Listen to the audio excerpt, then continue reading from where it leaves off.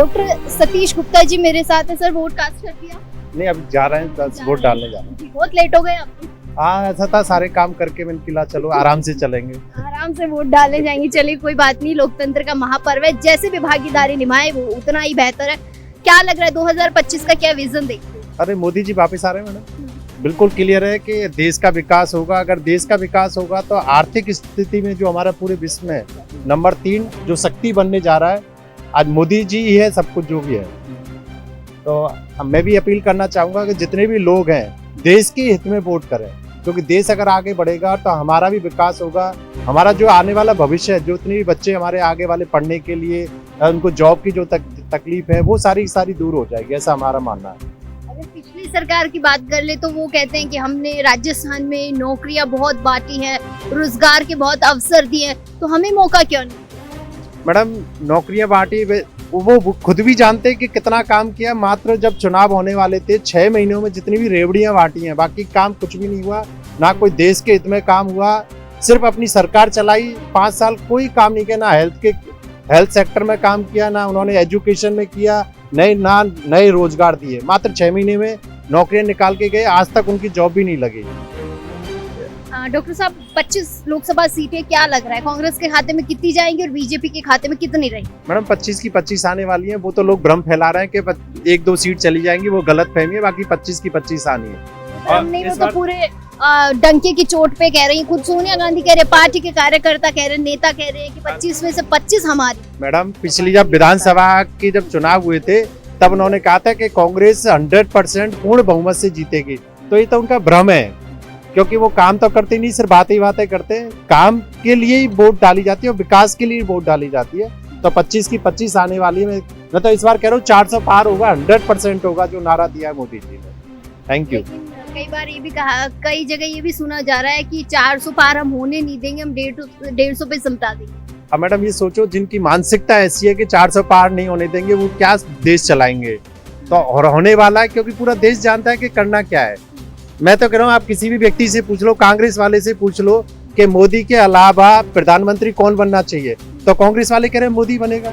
तो आप इसी से समझ जाओ कि बनना तो मोदी है। शुक्रिया डॉक्टर साहब। मैडम, वोट कास्ट किया है? नहीं, वोट अभी देने जा रहे हैं। अच्छा, चलिए बहुत बढ़िया बात है। आप कैसे देखते हैं 2025 के विजन को? क्या लगता है किसे प्रधानमंत्री बने? मोदी जी को ही प्रधानमंत्री बनना है, वो तय है। और यदि कोई अदर पार्टी को वोट दे रहा है तो वो अपना वेस्ट कर रहा है वोट, तो इसलिए भारतीय जनता पार्टी को ही देना है वोट। तो मोदी जी को ही क्यों? मोदी जी, क्योंकि अभी जो एट प्रेजेंट वो उन्हें देख रहे हैं, वो व्यक्तित्व भी ऐसा है कि उन्हीं के पीछे सारी राजनीति चल रही है अभी। और राजनीति नहीं, एक्चुअली विकास भी मोदी जी के ही नाम पर हो रहा है। बच्चा ही मोदी का नाम पुकारता है, जैसे देखो वही मोदी हो रहा है। तो कुछ तो उनकी पर्सनालिटी में कोई चीज तो है। तो अगर मैं मैम आपसे पूछूं, आप मोदी जी को देखकर वोट दे रही है फिर मंजू शर्मा जी को?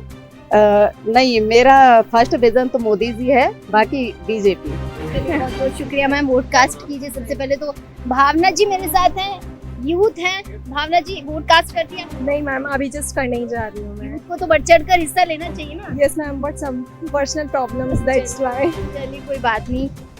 भावना से अगर पूछा जाए कि 2025 का क्या विजन देखती है, यूथ है? मैम, मोदी जी ही चाहिए। अब बच्चा सब जानते हैं कि मोदी जी आने वाले हैं। किसी बच्चे से पूछेंगे तो वो कहेंगे प्राइम मिनिस्टर मोदी है और आगे भी हमें यही चाहिए। तो मेरा वोट सिर्फ मोदी जी के लिए है। एक्सपेक्टेशंस होंगी ना कि मैं मेरी ये सरकार और मेरी एक्सपेक्टेशंस, और वो डेफिनेटली पूरी भी हो।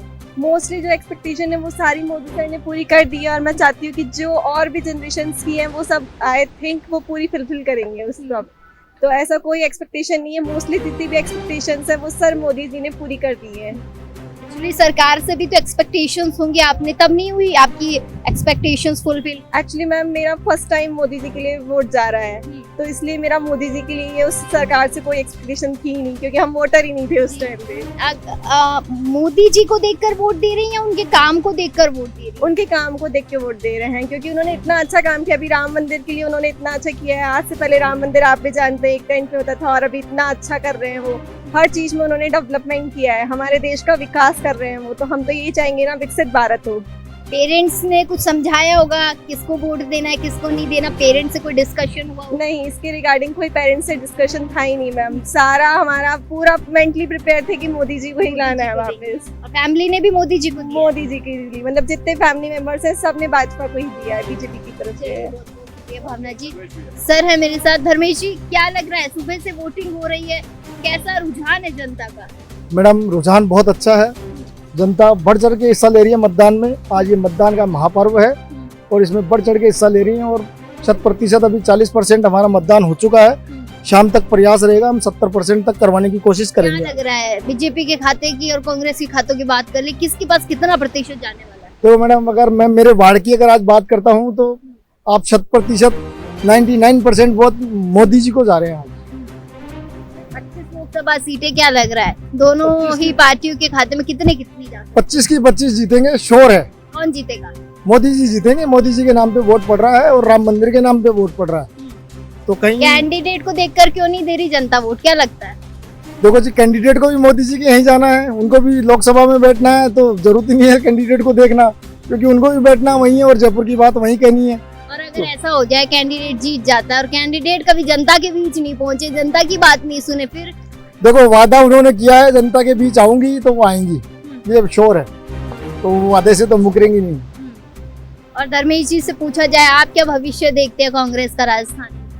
मुझे नहीं लगता आने वाले टाइम में शायद उनकी कोई बूथ भी लगे, मुझे ऐसा प्रतीत हो रहा है। आज भी उनके बूथ पे 2 व्यक्ति हैं केवल, और हमारे बूथ पे आज कम से कम 50 लोग आज इस टाइम भी अवेलेबल हैं, जबकि दिन के 3 बजने वाले हैं, और इस टाइम भी हमारे 50 लोग हमारे बूथ पे अभी एट प्रेजेंट मौजूद है। सारा सपोर्ट है मोदी जी को? बिल्कुल मोदी जी को सपोर्ट। चलिए, बहुत बहुत शुक्रिया धर्मेश जी।